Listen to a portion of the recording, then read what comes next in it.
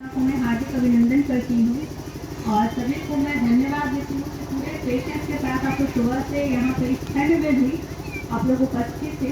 ये हम लोगों को दिखाता है कि हम लोग जिस राह पे चल निकले हैं और आज बड़ा शुभ दिन है 26 जनवरी का दिन, और ये वो दिन है जिसके लिए महात्मा गांधी से लेकर के बड़े बड़े लोगों ने संघर्ष किया था। आज वह उस दिन का हम लोग इंतजार कर रहे थे और कहीं न कहीं इस दिन को मैं स्वच्छता से भी जोड़ना चाहूंगी, क्योंकि महात्मा गांधी का कहना था कि अगर घर स्वच्छ हो जाए तो पूरा भारत तो अपने आप ही साफ सुथरा हो जाएगा। तो इसी मकसद के साथ आज हम लोग का भी चल रहा है, उसमें आप सभी का पूरा सहयोग हम लोगों को चाहिए, क्योंकि अब तक हम लोग देख रहे थे कि हमारे शहरों में सिर्फ साफ सफाई की बात हुआ करती थी, लेकिन सरकार को लगा कि अरे भाई हमारे ग्रामीण वासियों में क्या कमी रह गई है। जो सरकार ने इतनी सारी योजनाओं का लाभ दे रही है, उनको भी साफ सुथरा स्वच्छ रहने का अधिकार है। इतने सारे पैसे हम लोग 2 चीजों में ज्यादा पैसा खर्च होता है, एजुकेशन और मेडिकेशन, शिक्षा में और हेल्थ में। जब आप बीमार पड़िएगा तो बहुत पैसा खर्च होता है, फिर उस समय लगता है कि पता नहीं हमने किसी और चीज हो देते, भगवान को कोई दया नहीं आ रहा, फलाना ढूंढाना, लेकिन ऐसा नहीं है। भगवान को दोष क्यों दे रहे, दोष तो हमने है ना। जब हमारे पास मौका रहता है साफ सुथरा रहने का तो हम रहते ही नहीं है, ठीक है। फिर क्या होता है, उसी से गंदगी बढ़ेगी, बैक्टीरिया वायरस होगा और एक दूसरे को बीमारी से फैलता चला जाता है। अपने घर को भी साफ सुथरा रखना है, लेकिन ऐसा होता है कि घर साफ सफाई करते भी है, लेकिन करते क्या है, बाहर में कचरा निकाल के बगल वाले के घर के किनारे कोना में लगा के चल देते हैं। तो आप तो साफ हो लिए, लेकिन क्या मक्खी जो उसमें बैठेगा उसको पता है वो क्या घर का मैडम का जैसे अंचलाधिकारी का है, इनका जो क्षेत्र है जमीन जायदाद का, तो उससे अगर हम जोड़े तो मक्खी को थोड़ी ना पता है कि वो आपका जमीन है और ये उसके बगल वाला मुखिया का जमीन है। वो तो गंदगी सभी जगह फैलाएगा, फिर क्या होगा, फिर वही बीमारी होना शुरू होगा। तो बात को समझिए, अगर कोई कहता है ना कि नदी में डूबने से मौत हो गई है, सुने है ना, नदी में डूबने से मौत हो गई, तो आरोप गलत लगा रहा है। नदी में डूबने से थोड़ी ना मौत हुई है, उसको तैरना नहीं आता था इसलिए मौत हुई है। तो आप लोग कहिए ना तेरे भाई वो बीमार पड़ गया, ये हो गया हो गया, किस लिए हुआ, तुम लोग शुरू से कभी ध्यान ही नहीं दिया है साफ सफाई पे, ठीक है। तो आज जो हमारा मुख्य उद्देश्य यहाँ पे है, हम लोग इसीलिए स्वच्छता का बार भी बात कर रहे हैं कि एक स्वच्छ भारत तभी हो पाएगा जब उससे आप सभी का, चाहे वो बच्चे हो, जवान हो, बूढ़े बुजुर्ग जितने लोग हैं, आप सभी का सहयोग पूरा हम लोगों को चाहिए। इसलिए आज यहाँ पे हम लोग सभी उपस्थित हुए हैं।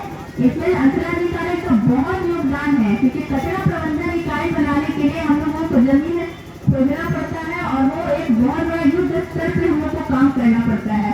धनरवा प्रखंड से बहुत कुछ किस्मत है कि अंचलाधिकारी के सहयोग से आप लोग को हम बताना चाहेंगे कि धनरवा प्रखंड एक ऐसा प्रखंड है पूरे पटना जिला में कहिए, जहाँ पे पूरे 19 पंचायत में हम लोगों ने 18 जगहों पे जगह चिन्हित करके आज के डेट में कचरा प्रबंधन इकाई बना लिए हैं या बनाने जा रहे हैं, कार्य निर्माणाधीन है।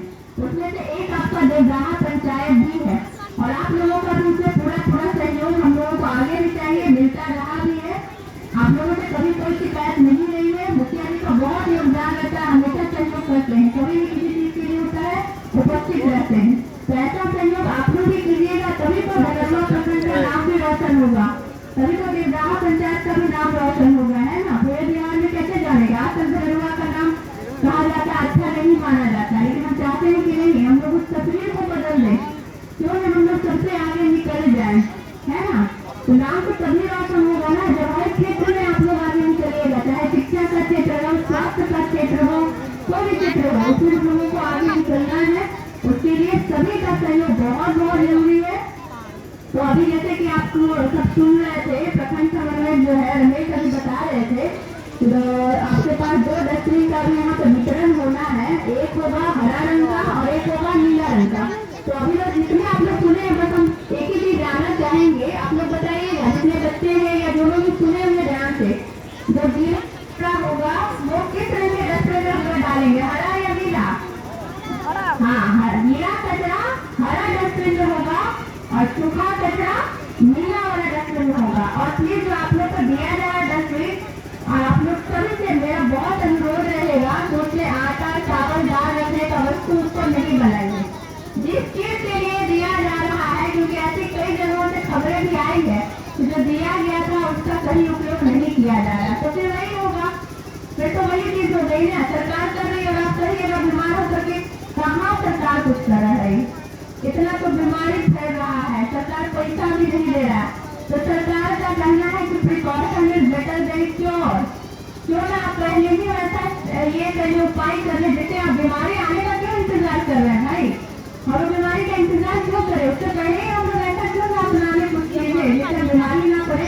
तो हम लोगों का मेन मकसद यही है, डस्टबिन देने का, सभी कचरा उसे में दीजिए, ठेला आएगा सुबह का, सुबह भी है ना, सुबह में टाइम कुछ बता दिया गया है, मतलब टाइम कुछ बताया गया अभी? अच्छा, आप लोग को समय भी बता दिएगा कि पंचायत में ठेला कितने बजे घूमेगी, ठीक है? थोड़ा कष्ट कीजिएगा, डस्टबिन में जो कचरा होगा ला करके ठेलादारी को दे देना, बस इतना ही करना। अभी तक हम लोग क्या करते थे, सारा कचरा एक ही जगह गिराते थे, उसका हानि समझिए, उसमें प्लास्टिक भी होता था, उसमें आपका सब्जी का भी छिड़काव होता था, चावल दाल जो वेस्ट में पड़ जाता था, जो खाकर बच्चा का झूठा वो भी होता था। अब समझिए, अगर प्लास्टिक आपका गाय भैंस को खा ले तो क्या होगा? बचेगा? मरना तय है उसका, ठीक है? वैसे ही बात को समझिए, एक छोटी सी चिड़िया होती है, गोरैया चिड़िया, तो दिखते ही नहीं है, इतना च्युइंगम बच्चा लोग खाता था, इतना फेंका जाता था, तो उसका जो चोट होता है वो च्युइंगम चटने की वजह से दम घुट घुट करके कई गोरैया चिड़िया मर गई है। तो छोटी छोटी गलतियां हम लोग जो कर रहे हैं उससे हम लोग अपना तो हानि कर ही रहे, साथ में जीव जंतुओं का भी बहुत हानि हम लोग पहुंचा रहे हैं। इतना इतना प्लास्टिक उठा के हम लोग इधर उधर फेंक देते हैं, अंदाजा नहीं लगाइएगा, ये सारा प्लास्टिक पहले तालाब में, नहर, पानी, नहर, जाते जाते नदी, बड़े बड़े समंदर में चला जाता है। समझिए, ये सारा बड़े बड़े जो मछली वहाँ पर रहती है उनके गले में अटक जाते हैं, उससे कितनी मछलियाँ मर गई हैं।